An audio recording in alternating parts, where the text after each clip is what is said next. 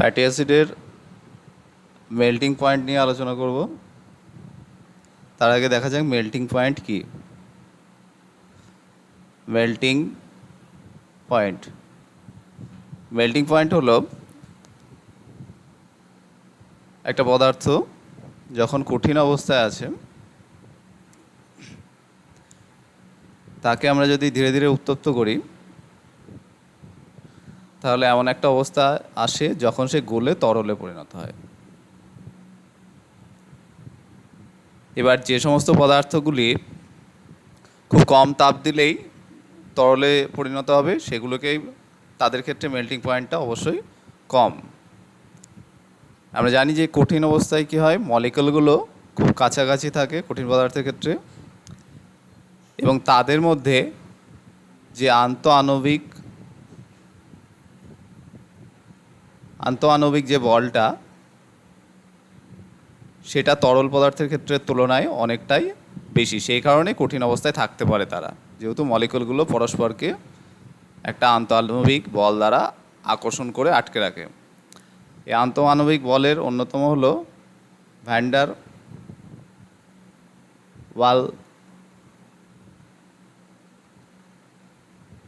Waals force. যে van der ওয়াল force ঠিক করে দেয় পদার্থটা তরল অবস্থায় থাকবে নাকি কঠিন অবস্থায় থাকবে। এবার আমরা দেখছি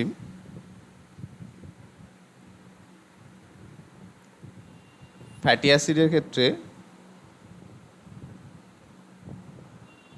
এটি গুরুত্বপূর্ণ মজার বিষয় যে স্যাচুরেটেড যদি ফ্যাটি অ্যাসিড হয় তাহলে মেল্টিং পয়েন্ট আনস্যাচুরেটেড ফ্যাটি অ্যাসিডের থেকে অনেকটাই বেশি। এখানে একটা চার্টের মাধ্যমে দেখতে পাচ্ছি আমরা লরিক অ্যাসিড, যার ক্ষেত্রে মেল্টিং পয়েন্ট হলো 44, মাইরেস্টিক অ্যাসিড যার ক্ষেত্রে মেল্টিং পয়েন্ট 52, পালমেটিক অ্যাসিড যার ক্ষেত্রে 16টা কার্বনযুক্ত 63। এখানে দেখা যাচ্ছে আমরা কার্বন নাম্বার বাড়ার সঙ্গে সঙ্গে যে ফ্যাটি অ্যাসিড তো একটা হাইড্রোকার্বন চেন, এবার তার ক্ষেত্রে যত কার্বন অ্যাটমের নাম্বারটা বাড়ছে ততই দেখতে পাচ্ছি আস্তে আস্তে কিন্তু মেল্টিং পয়েন্টটা বাড়ছে। এবার লক্ষ্য করব স্টিয়ারিক অ্যাসিডের ক্ষেত্রে 18টা কার্বন এবং তার মেল্টিং পয়েন্ট 69। এইবার মজার বিষয় হলো ওলেইক অ্যাসিড, যেটি একটি আনস্যাচুরেটেড ফ্যাটি অ্যাসিড, তার ক্ষেত্রেও 18টাই কার্বন আছে এবং একটি মাত্র ডেল্টা 9 পজিশানে ওলেইক অ্যাসিডের ক্ষেত্রে ডবল বন্ডিং আছে। এই ডবল বন্ডটার থাকার কারণেই ওলেইক অ্যাসিডের মেল্টিং পয়েন্ট 13 হয়ে গেল, 69 থেকে অনেকটাই কমে গেল। এরপরে যত আমরা বেশি ডবল বন্ড যুক্ত লিনোলেইক অ্যাসিড, এর ক্ষেত্রেও 18টাই কার্বন আছে কিন্তু ডবল বন্ড দুটো হয়ে গেল, সেক্ষেত্রে আবার মেল্টিং পয়েন্ট আরেকটু কমে গেল। একইভাবে লিনোলেনিক অ্যাসিড, তারও 18টাই অ্যাটম আছে কার্বন অ্যাটম, কিন্তু ডবল বন্ডের সংখ্যা 3টে, ডেল্টা 9, 12 এবং 15 পজিশানে, তার ক্ষেত্রে -17 হয়ে গেল। এবার আমরা দেখব যে এরকম হওয়ার কারণ কি। খুব গুরুত্বপূর্ণ একটা উদাহরণ দিয়ে গোটা বিষয়টাকে বুঝবো। ওলেইক অ্যাসিড, যার ক্ষেত্রে কার্বন সংখ্যা আমরা দেখতে পাচ্ছি হাইড্রোকার্বন চেনটিতে কার্বন সংখ্যা হচ্ছে 18টি এবং একটি ডবল বন্ড আছে, এবং স্টিয়ারিক অ্যাসিড যার ক্ষেত্রেও কার্বন সংখ্যা 18 কিন্তু ডবল বন্ড কোনো নেই। আমরা একটা স্টিয়ারিক অ্যাসিডের চেনের ছবি আঁকবো, ফ্যাটি অ্যাসিড চেনের।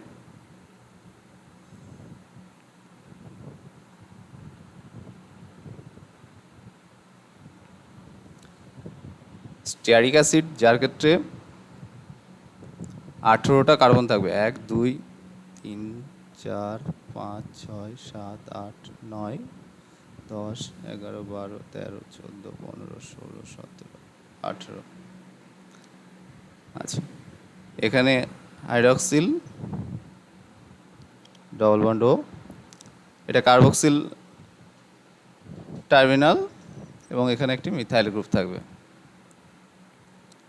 2 3 4 5 6 7 8 9 10 11 12 13 14 16 17 18। আচ্ছা, স্টিয়ারিক অ্যাসিডের ক্ষেত্রে দেখতে পাচ্ছি আমরা একটা linear hydrocarbon chain,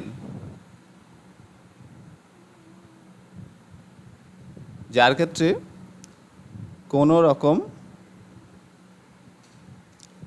double bonding নেই। এরকম লিনিয়ার স্ট্রাকচার হওয়ার কারণে এবার একটি পাত্রে যতগুলি এরকম ফ্যাটি অ্যাসিডের চেন থাকবে, যদি আমরা মনে করি যে আরেকটি চেন,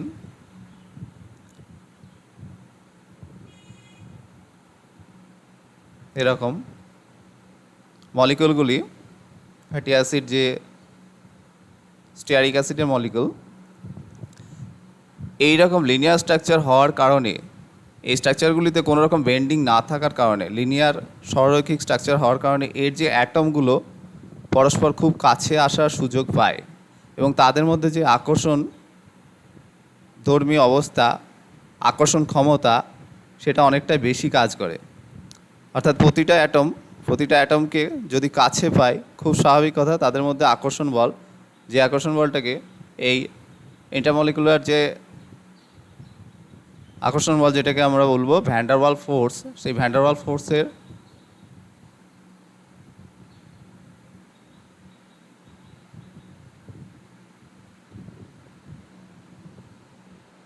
ফোর্সটা অনেকটা বেশি এখানে কাজ করছে, যেহেতু প্রতিটা মলিকুল লিনিয়ারলি অবস্থান করছে এবং প্রতিটা অ্যাটম এদের কাছে আসার সুযোগ পায়, পরস্পর কাছে আসার সুযোগ পায়।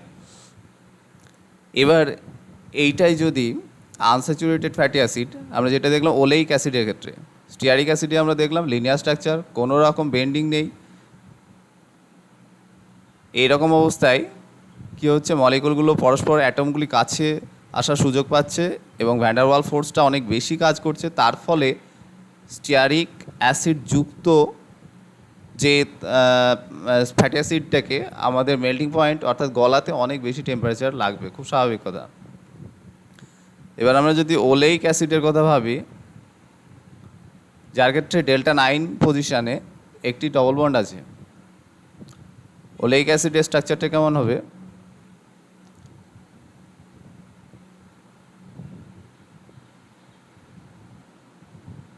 ওয়ান টু থ্রি 4 5 6 7 8 9, ডেল্টা 9 এই পজিশানটাতে এটা 9 নম্বর কার্বন ডবল বন্ড দেখতে পাবো আমরা। এবং এই ডবল বন্ডটা থাকার কারণেই কি হচ্ছে, একটা বেন্ডিং দেখতে পাওয়া যাচ্ছে চেনটাতে। আমরা গোটা ছবিটা চেনটা আঁকলে বুঝতে পারবো। 9 10 11 12 13 14 15 16 17 18, এখানে মিথাইল গ্রুপটা থাকবে। তাহলে দেখতে পাচ্ছি যে চেনটি এরকম একটি বেন্ডিং কন্ডিশনে থাকছে, যেহেতু এখানে একটি ডবল বন্ড রয়েছে। এটি অবশ্যই সিস ফর্ম ওলেইক অ্যাসিডের।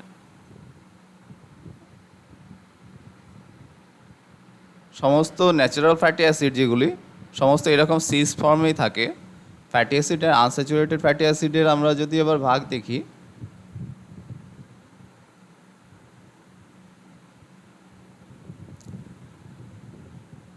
সেগুলি আবার দুটো ভাগে ভাগ করা যেতে পারে। একটি হলো সিস ফর্মের এবং অপরটি ট্রান্সফর্মের। এটি কিছুই নয়, সিস ফর্ম হলে একই দিকে হাইড্রোজেন মলিকুলগুলো থাকবে, যে জায়গায় ডবল বন্ডিংটা আছে হাইড্রোজেন অ্যাটমগুলো একই দিকে থাকবে। অর্থাৎ এটি সিস ফর্ম, কারণ কি এই যে 9 নম্বর এবং 10 নম্বরের যে কার্বন অ্যাটমটি আছে তার সঙ্গে যুক্ত হাইড্রোজেন অ্যাটমটি একই দিকে আছে এইভাবে। এবার এইরকম সিস ফর্মের ওলেইক অ্যাসিড, যার আমরা দেখতে পেলাম মেল্টিং পয়েন্ট 13 হয়ে গেল। অপরদিকে 18টা কার্বনযুক্ত স্টিয়ারিক অ্যাসিডের ক্ষেত্রে আমরা দেখতে পাচ্ছি মেল্টিং পয়েন্ট 69। এবার সিস ফর্মের ওলেইক অ্যাসিড আনস্যাচুরেটেড হওয়ার ফলে কেন মেল্টিং পয়েন্টটা কমলো? কারণ এইরকম লিনিয়ার স্ট্রাকচারটা ভেঙে এরকম বেন্ডিং হওয়ার ফলে এদের যে চেনটির অ্যাটমগুলি আছে সেই অ্যাটমগুলি পরস্পরের খুব কাছে আসার যে সুযোগ অনেকটা কমিয়ে ফেললো। এরকম যদি আরেকটা মলিকুল থাকে ফ্যাটি অ্যাসিডে, অপর একটি মলিকুল আবার আমরা মনে করলাম একটি জায়গার মধ্যে যদি এইভাবে থাকে, তাহলে পরস্পর যে তাদের অ্যাটমগুলিকে কাছে নিয়ে আসার ক্ষমতা, সুসজ্জিত কমপ্যাক্টভাবে থাকার, সুসজ্জিতভাবে থাকার ক্ষমতা অনেকটা কমে যাবে। অ্যাটমগুলি পরস্পরের কাছে আসতে পারবে না। অর্থাৎ সেখানে প্রতিটা অ্যাটম আগে যেভাবে খুব সহজে পরস্পর খুব কাছে সুসজ্জিত ছিল অ্যাটমগুলি লিনিয়ার চেনের, এই ক্ষেত্রটাই সেইভাবে সুসজ্জিত হয়ে থাকতে পারছে না, যেহেতু এখানে বেন্ডিং দেখা গিয়েছে একটা। এবং এই বেন্ডিংয়ের কারণই হলো আনস্যাচুরেটেড হওয়া। ফ্যাটি অ্যাসিডটি আনস্যাচুরেটেড হওয়ার ফলে এরকম বেন্ডিং হচ্ছে এবং পরস্পর অ্যাটমগুলি কাছে আসতে পারছে না। তার ফলেই এদের মধ্যে যে ভ্যান্ডারওয়াল ফোর্সটা অনেকটা কমে যাচ্ছে। খুব স্বাভাবিক, তাহলে এদের কঠিন থেকে তরলে পরিণত করতে, যেহেতু মলিকুলগুলো অণুগুলোর মধ্যে আন্তঃআণবিক যে আকর্ষণ বল সেটা কম আছে, তাহলে কি হবে, এরা খুব সহজেই অল্প তাপেই কি হবে, তরল পদার্থে রূপান্তরিত হবে। সেই ঘটনাটাই ঘটে। এবার মজার বিষয় হলো ওলেইক অ্যাসিডের একই সঙ্গে সিস ফর্মের ক্ষেত্রে আমরা দেখতে পেলাম যে এরকম বেন্ডিং হচ্ছে, কিন্তু ওলেইক অ্যাসিডটি যদি ট্রান্সফর্মে থাকে, অর্থাৎ গঠন যদি এইরকম হয়,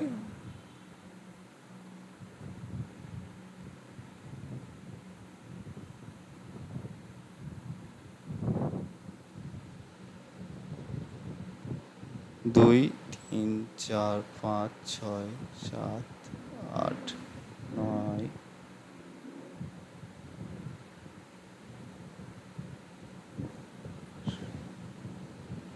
11, 12, 13, 14, 15, 16, 17, 18।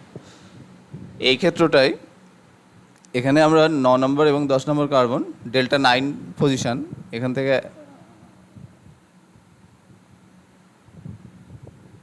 এটা 1 নম্বর কার্বন। আমরা জানি ফ্যাটি অ্যাসিডের যে কার্বক্সিল গ্রুপ সেদিক থেকে নাম্বারিং করা হয় 1 নম্বর 2 নম্বর করে, এভাবে 9-10-এর মাঝে ডবল বন্ড দেখতে পাচ্ছি। এটা ওলেইক অ্যাসিডের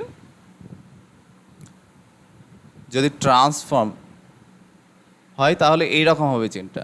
ট্রান্সফর্ম হলে কি হবে, এর যে 9 নম্বরের যে হাইড্রোজেন অ্যাটমটা এবং 10 নম্বরের কার্বনের সঙ্গে যুক্ত হাইড্রোজেন অ্যাটমটা পরস্পর বিপরীত দিকে অবস্থান করবে। এই রকম ট্রান্সফর্মের ওলেইক অ্যাসিডকে বলা হয় এলাইটিক অ্যাসিড। এর অপর নাম হচ্ছে এলাইটিক অ্যাসিড।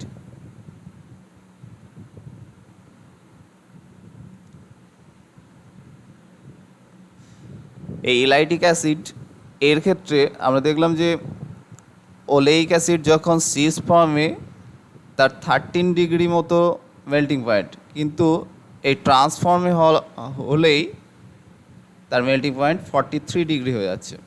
কারণ কি, এখানে আমরা দেখতে পাচ্ছি যখনই ট্রান্সফর্মে যাচ্ছে ওলেইক অ্যাসিড এলাইটিক অ্যাসিড ফর্ম করে, যদিও এটি আনস্যাচুরেটেড, তবুও ট্রান্সফর্মে থাকলে এরকম লিনিয়ার স্ট্রাকচার তৈরি করছে আবার। অর্থাৎ এরকমভাবে যদি পরস্পর মলিকুলগুলো থাকে লিনিয়ারলি, ঠিক যেমন স্যাচুরেটেড অ্যাসিডের ক্ষেত্রে ছিল, তাহলে আবার অ্যাটমগুলো পরস্পর নিজেদের কাছে আসার সুযোগটা অনেকটা বাড়ছে এবং তার ফলে আবার ভ্যান্ডারওয়াল ফোর্সটা বেশি কাজ করছে। এবং এই ক্ষেত্রটায় আমরা দেখতে পাচ্ছি কেবলমাত্র আইসোমেরিজমের কারণেই মেল্টিং পয়েন্টটা অনেকটা বেড়ে গেল। এইভাবেই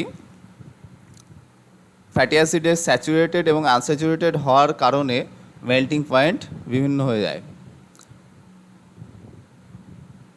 ট্রান্সফ্যাটগুলি খুব ক্ষতিকারক।